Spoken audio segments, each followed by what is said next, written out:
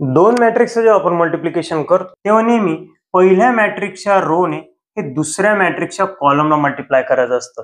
हे करत असताना पहिल्या रोचा पहिला नंबर हा कॉलमच्या पहिल्या नंबरला मल्टिप्लाय करतो, तसेच दुसरा नंबर हा दुसऱ्या नंबरला मल्टिप्लाय करतो आणि त्यांची ऍडिशन आपल्याला खाली लिहायची असते।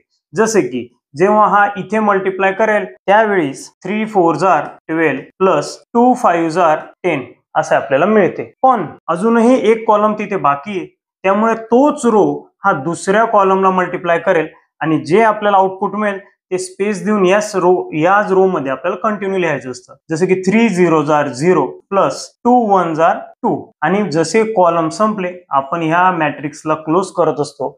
आता दुसरा रो अजूनही तिथे शिल्लक आहे ह्या मॅट्रिक्सचा, तो रो जाईल आणि ह्या कॉलमला मल्टिप्लाय करेल। हे करत असताना तोच रूल लागू होतो, फर्स्ट नंबर सेकंड नंबर आणि याचं मल्टिप्लिकेशन करून आपल्याला इथे लिहायचं आहे।